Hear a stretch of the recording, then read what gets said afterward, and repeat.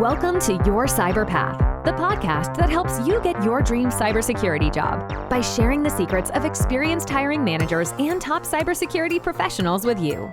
Now, on to the show. The business value of cybersecurity is such an important aspect of this whole thing about work factor.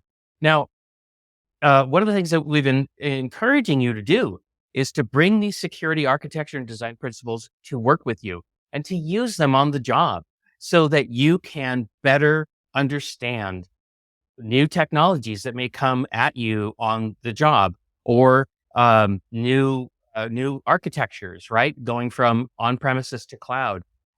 Whatever the change is, whatever the new thing is, you can use these security design principles to understand it better, faster, and to know how to secure it. So if there's a new product that comes along and you're asking yourself, what should we do to secure this thing? You can think about work factor and you can start to think about, okay, what's the value of the asset in this, right? Is this just a content management system that contains marketing materials? Well, that's a completely different situation than a content management system that contains personal information for citizens of the European Union, which is like radioactive waste. You can get in big trouble if you don't protect that stuff really, really, really well. So you want the work factor to be really high on the content management system that has the PI, and you don't need it to be that high on the content management system that has the marketing material. So I hope that helps you understand how you can bring work factor on the job. Jason, did you have any other thoughts about how they could use work factor to do good work? Yeah. So, one of the things I just realized is as we went through this, we went right into the examples and we never actually gave the definition from the paper. So I'm going to go back and do that real quick. The actual definition we talk about work factor is to, quote, consider the cost of defeating security with A, the value of the asset being protected, and B, the anticipated resources available to the attacker.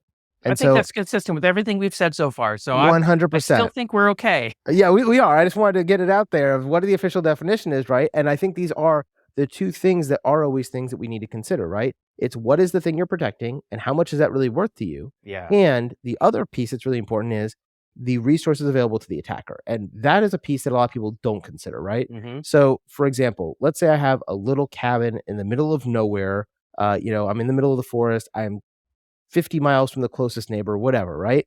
I could probably leave my door unlocked and no one's going to go there because A, they have to know where my little cabin in the woods is, and B, they have to get there, right? That's just a lot of work. And there's no roads and you got to hike 50 miles or whatever. It can be really a challenge.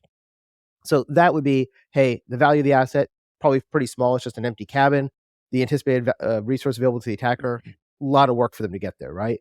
Consider that versus where I live now. I live within, there's 1 million people within probably 20 miles of my house. There's a lot of threats out there that could get to my house. And there's all my stuff. I've got my checkbooks and my papers and my computers and my electronics and all that stuff. So at this house, I lock the door. I have security cameras. I'm in a gated community. So you have to have a code to get into the community and all those kinds of things because there's more value that I'm trying to protect, my family included, right? I don't want people coming in here and holding my family hostage, for instance, right?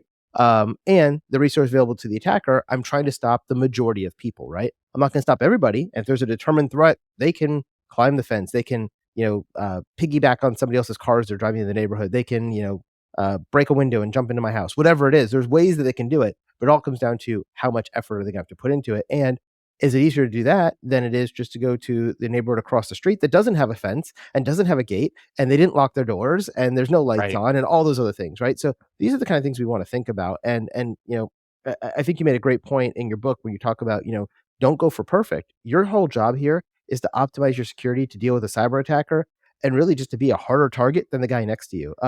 It's like the old joke, right? If a bear is chasing you and your buddy in the woods, what do you have to think about?